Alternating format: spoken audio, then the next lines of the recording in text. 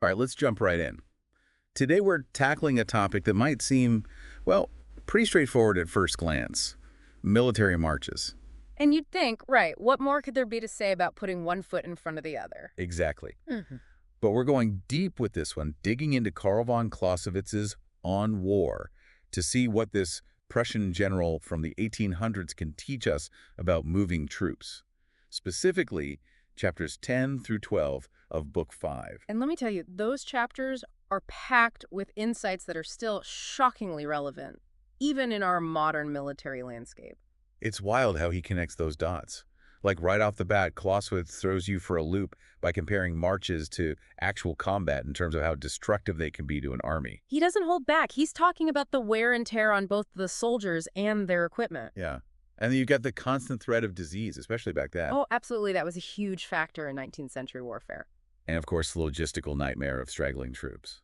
It's all connected, isn't it? All these factors feeding into this bigger picture of how marches can make or break a campaign. It's like he's forcing us to think about the march itself as this almost separate battle that has to be fought and won. And you know, what's really fascinating is that even with all the technological advancements we've made, so many of the challenges Clausewitz highlights still resonate today. That's what's so amazing about his work, right? Is like he's tapped into these fundamental truths about warfare that transcend time and technology. Absolutely. And one of the big ones he hammers home is the importance of logistics. Yeah, logistics, logistics, logistics. You hear all the time in military circles, but Clausewitz really brings it to life. He recognized, even back then, that a marching army is already in this constant state of attrition.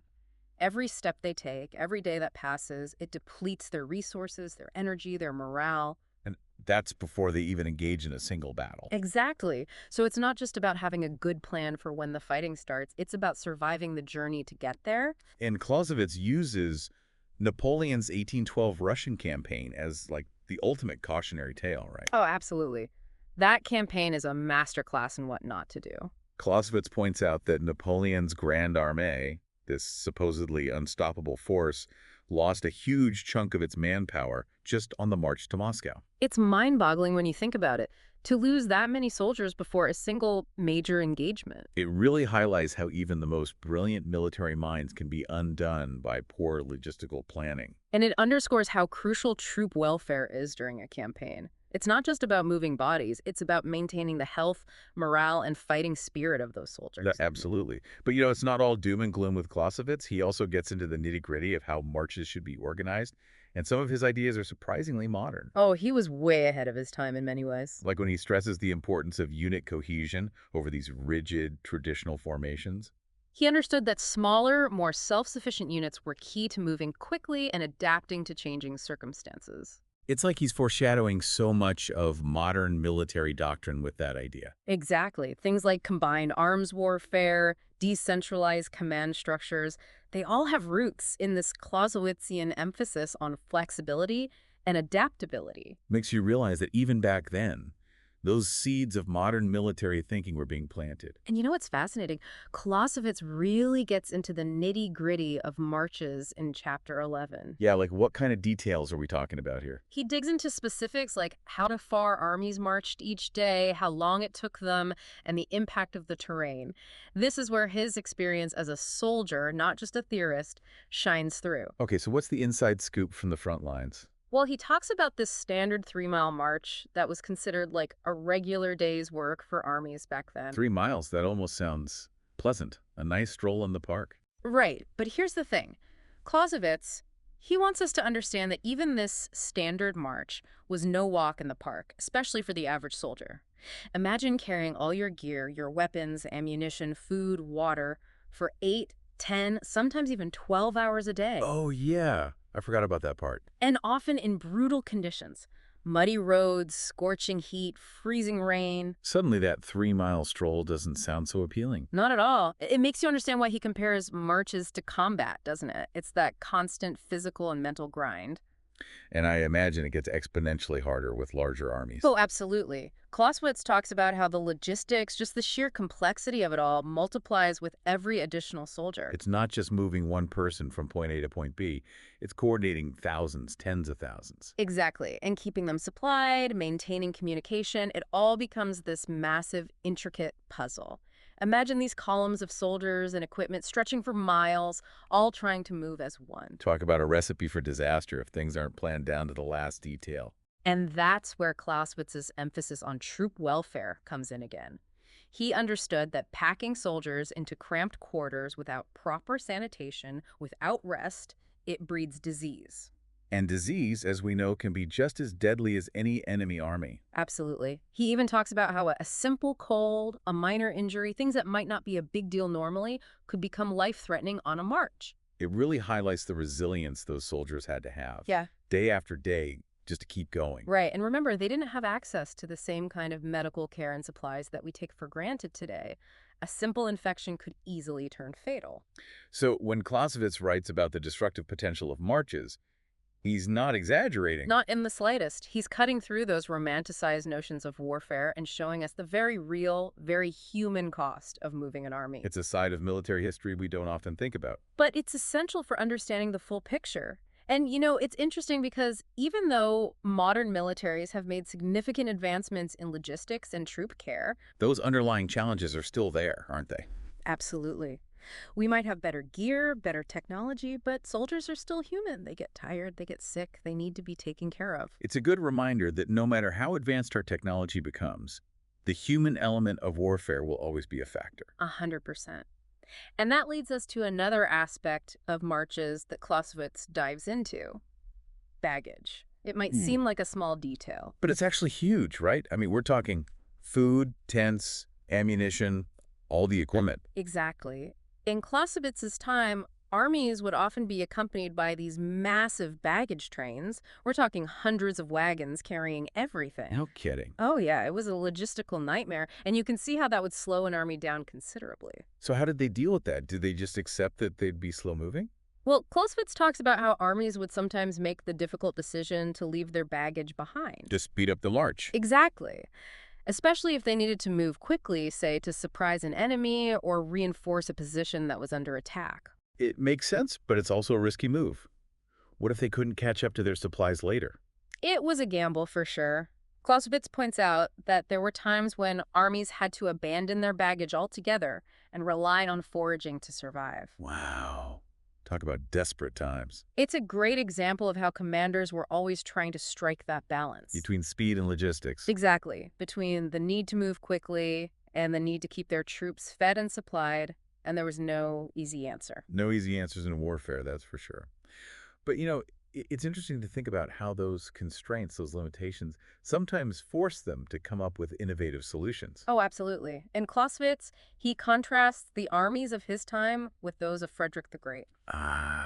Frederick the Great. Now, those are some fast-moving armies. Exactly. Known for their speed and maneuverability, like a well-oiled machine. What is their secret?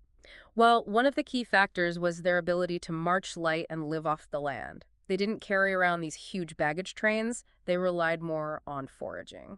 That makes sense. Yeah, But I imagine foraging takes time and energy too, doesn't it? absolutely. And it's not always reliable. It's like a whole other set of challenges. Right.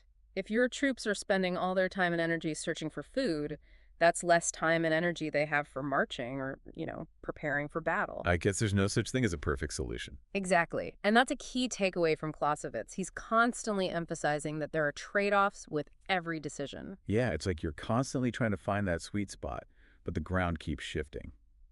And that brings us to what I think is one of the most crucial points Clausewitz makes about marches, this idea that they're not just a logistical challenge, they're inherently destructive. And he really drives that point home in Chapter 12, doesn't he? He does. He's very direct about it, stating that marches wear down an army almost as much as actual combat. It's easy to forget that when you're thinking about those historical campaigns. You picture these armies moving across the landscape, and you kind of gloss over the toll it must have taken. Oh, absolutely. But Clausewitz lays it all out there: the bad roads, the weather, the lack of food and shelter, the constant threat of enemy action. It paints a very different picture. It does, and he's really emphasizing this concept of attrition.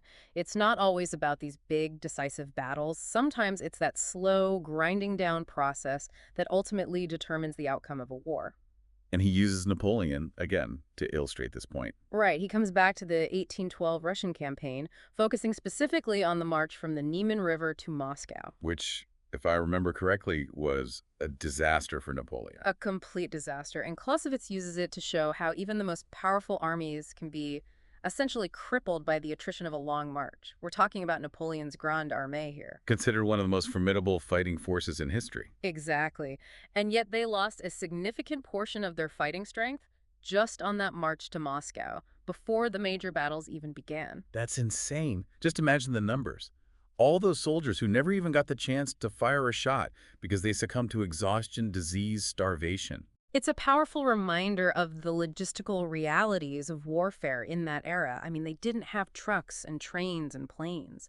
Supplying an army of that size over those distances, it was a Herculean task. And as if the march to Moscow wasn't bad enough, think about the retreat. Even worse. Thousands of soldiers, exposed to the elements, low on supplies, constantly harassed by the enemy. Just a brutal, brutal situation. And Clausewitz uses examples like this to emphasize that it's not always about a single epic march that cripples an army. Sometimes it's the cumulative effect of many smaller movements, that constant back and forth, that really wears them down. It's like death by 1,000 cuts. Exactly. And then you add in the psychological impact. Oh, yeah. We've talked about the physical toll, but the mental strain must have been immense. Absolutely. Imagine marching for days, weeks on end, never knowing when or where the next attack might come from. Never getting a good night's sleep, never having enough to eat. It takes its toll. Clausewitz understood that war is as much a psychological battle as a physical one. 100%. He knew that a soldier who is physically and mentally exhausted is not going to be an effective fighter. And he warns commanders that if they're not careful, if they don't take steps to mitigate those effects, they risk losing the war before they even get the chance to fight it. Powerful stuff. Yeah. So what I'm taking away from all this is that marches are far more complex and strategically significant than we often give them credit for. Absolutely. And that's why Clausewitz's work is so relevant even today. He's reminding us that there's a human cost to every military operation, no matter how small or insignificant it might seem. He really makes you think about warfare and military history in a whole new light. And that's the mark of a truly great military theorist. Well, on that note, I think we've covered a lot of ground today. We have. It's been a fascinating deep dive. It really has. And to our listeners, we hope you've enjoyed this exploration of Clausewitz's On War as much as we have. It's a challenging but ultimately incredibly rewarding work that has a lot to teach us about the nature of warfare, even in the 21st century. So until next time, keep exploring, keep questioning, keep learning.